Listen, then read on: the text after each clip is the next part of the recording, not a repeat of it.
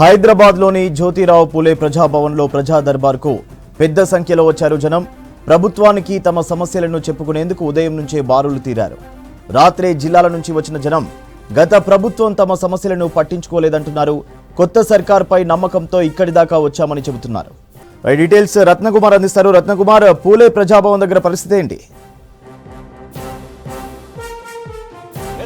సూర్య, ప్రజల సమస్యలను పరిష్కరించడం కోసం తెలంగాణ ప్రభుత్వం ప్రజావాణి కార్యక్రమాన్ని చేపట్టింది. ప్రజావాణి కార్యక్రమం అనేది మంగళవారం, శుక్రవారం జరుగుతుంది. ఇక నేడు జరగబోతున్నటువంటి ప్రజావాణి కార్యక్రమంలో పాల్గొని తమ సమస్యలను తెలియజేయడం కోసం ప్రజాభవన్ దగ్గరకు భారీగా ఇటు హైదరాబాద్ నగరంతో పాటు వివిధ జిల్లాల నుంచి రాష్ట్ర వ్యాప్తంగా కూడా భారీ సంఖ్యలో ప్రజలు డైరెక్ట్గా ముఖ్యమంత్రికి అలాగే మంత్రులకు తమ సమస్యలు తెలియజేయడం కోసం ప్రజాభవన్ దగ్గరకు రావడం జరిగింది. మనం విజువల్స్లో చూస్తున్నాం.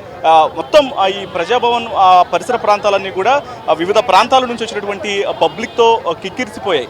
దాంతో వరుసగా అందరినీ ఒక క్యూ లైన్లలో నిల్చోబెట్టి మొత్తం పోలీసుల భద్రత మధ్య వరుసగా క్యూ లైన్లలో అందరినీ లోపలికి పంపించి అధికారులు లోపల ఆ సమస్యలు వింటున్నటువంటి పరిస్థితి కనిపిస్తోంది. సో దీనికి సంబంధించి ఇక్కడ మొత్తం ఏర్పాట్లు కూడా అధికారులు చేయడం జరిగింది. సో మరి అసలు ఎటువంటి అంటే ఇప్పుడు ఈ యొక్క ప్రజావాణి కార్యక్రమానికి మొదట్లో రీసెంట్గా తలపెట్టినటువంటి ఈ కార్యక్రమానికి విశేష స్పందన వస్తూ ఉండటంతో ఇటు అంటే స్టేట్ లెవెల్లో మొత్తం రాష్ట్ర స్థాయిలో అధికార యంత్రాంగం కూడా కొంత అప్రమత్తమైందని చెప్పుకోవచ్చు.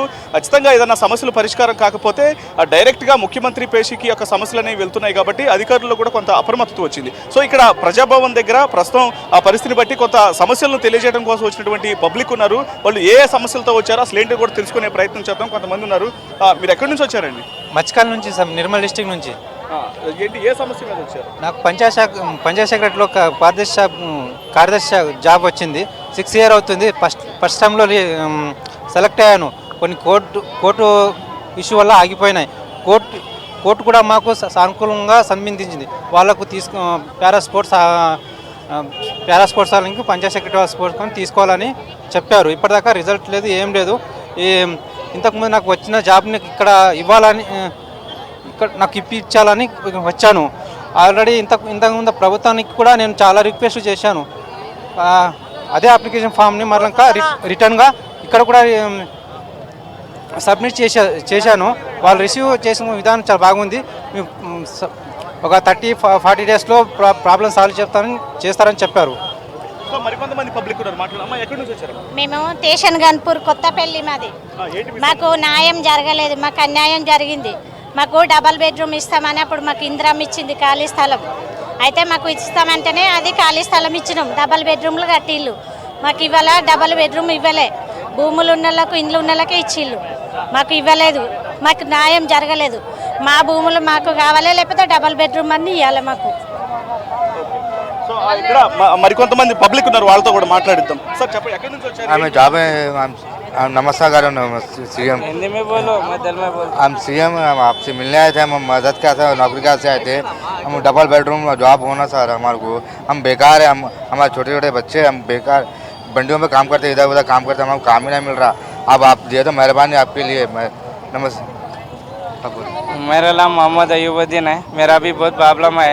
मेरे को लेटर लिखा के लाया था मैं, जीएम से मिलेंगे बल्कि मेरी खुशी हुई। आप बहुत अच्छा दर है। हमारे को भी डबल बेडरूम नहीं है, बहुत परेशान है हम। 15 साल से 20 साल से फिर रहे।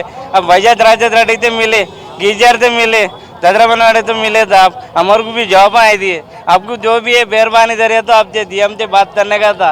आज जरा मीटिंग में है बल्कि आज नहीं आए था। बहुत तकलीफ में हूँ. అదే చాలా ప్రాబ్లం ఉంది సార్. అది చాలా కష్టమైంది. నీకే చాలా కష్టమైంది సార్. నాది పని చేస్తున్నాం సార్. సరే సార్, థ్యాంక్ యూ సార్. నమస్కారండి సార్. మేము కళాకారులం సార్. మేము తెలంగాణ ఉద్యమంలో పాల్గొని మరి గత ప్రభుత్వాలు మాకు కొద్దిగా లేవలేవు సార్. మరి తెలంగాణ రాష్ట్ర వ్యాప్తంగా మరి 1500 మంది కళాకారులు వచ్చినాము. ఇక్కడ డైరెక్ట్ సీఎం గారు మాకు కలుస్తామని ఒక చిన్న ఆశతో వచ్చినాము. కానీ సీఎం గారు మాకు కలవలేదు. మరి జోనల్ ఆఫీసర్కి అప్పగించడం జరిగింది. దయచేసి మా యొక్క కళాకారుల బాధలను మరి గతంలో మరి రేవంత్ రెడ్డి సార్ మేము గతంలో కలిసినాము. సార్ కూడా మాకు ఉద్యోగాలు ఇస్తామని హామీ ఇవ్వడం జరిగింది. అదేవిధంగా 1500 మంది కళాకారులు మరి బాగా తిండి లేని పరిస్థితుల్లో నివసిస్తూ ఉన్నారు. మరి తెలంగాణ సాంస్కృతిక సారథిలో మరి ఇక్కడ వచ్చిన కళాకారులందరికీ త్వరలోనే మరి మీరు జాబు ప్రకటించి మా అందరికీ మరి ఉద్యోగాలు కల్పిస్తారని మీ అందరికీ నేను కోరుతా ఉన్నాను. జై తెలంగాణ. చెప్పండి, ఎక్కడి నుంచి వచ్చారు? ఏ సమస్య? మాది సూర్యాపేట సూర్యాపేట డిస్టిక్ మునగాల మండలం బరాకతిగూడెం శ్రీనివాస్ నగర్ కాలనీ. మేము ఎన్నో సంవత్సరాల నుంచి 16-17 సంవత్సరాలు అయింది. మాకు అసలు ఉండటానికి ఇల్లు కూడా లేదు. మల్లో యాదవ్ అని కోదాట్లో ఆయనకు చెప్పినా కూడా లెక్క చేయలేదు. అప్లికేషన్ ఫామ్ ఇచ్చినా కూడా పట్టించుకోలేదు. ఎన్నిసార్లు చెప్పినా కూడా మీరు అనగానే ఇల్లు ఎట్లా వస్తాయమ్మా ఇప్పుడు రావు అది ఇదని ఆయన మమ్మల్ని అసలు పట్టించుకోలేదు. సీఎం సార్కి కలిసి మా ఇల్లు డబల్ బెడ్రూమ్ ఇల్లు కోసమని మేము వచ్చినాం. సార్ మాకు కలవలేదు. మేము వేరే సార్లకు ఫైల్ ఇచ్చి వచ్చినాం, సైన్ చేశారు. సారు కలుస్తాడని ముఖ్యంగా వచ్చినాం కానీ సార్ మాకు కలవలేదు. సార్ అయితే అంత ముందు అసలు ఇల్లు రావడానికి కూడా అంత అవకాశం అంత ఛాన్స్ అనిపిస్తుంది ఈ ప్రజావాణి కార్యక్రమం ఎట్లా? సార్ అయితే చేస్తారన్న నమ్మకం ఆ అభిమానంతో వచ్చాము కానీ సార్ మాకైతే కలవలేదు. చేస్తారన్నదైతే నమ్మకం ఉంది సార్ మీద. సో మరికొంతమంది ఉన్నారు, మాట్లాడదాం. సార్ ఎక్కడి నుంచి వచ్చారు, ఏంటి మీ సమస్య? మేము మంచిర్యాల డిస్ట్రిక్ట్స్ వచ్చామండి. మేము గెస్ట్ ఫ్యాకల్టీ 132 డిగ్రీ కాలేజీలలో దాదాపు 1860 మంది పనిచేస్తున్నాము. గత ప్రభుత్వం మమ్మల్ని గుర్తించలేదు సార్, మా సేవలను గుర్తించలేదు, కనీసం మమ్మల్ని మనుషులు కూడా గుర్తించలేదు సార్. మాతో వెట్టి చాకరీ చేయించింది. అయితే మా ప్రాబ్లమ్స్ మేము కాంగ్రెస్ మేనిఫెస్టో కమిటీకి వివరించినప్పుడు వాళ్ళు మమ్మల్ని గుర్తించి సార్, మా సేవలను గుర్తించి వాళ్ళు మాకు మేనిఫెస్టోలో హామీ ఇచ్చారు సార్. ఆ హామీని వారికి గుర్తు చేస్తూ వారికి ధన్యవాదాలు చెప్దామనే ఉద్దేశంతో వచ్చాం సార్. మాకు ఒక ఆటో రెన్యువల్ కావాలి కన్సల్టెంట్ పే కోసము, అది అయితేనే మా చేసే పనికి న్యాయం జరుగుతుందని వారికి గుర్తు చేద్దామని వచ్చాం సార్.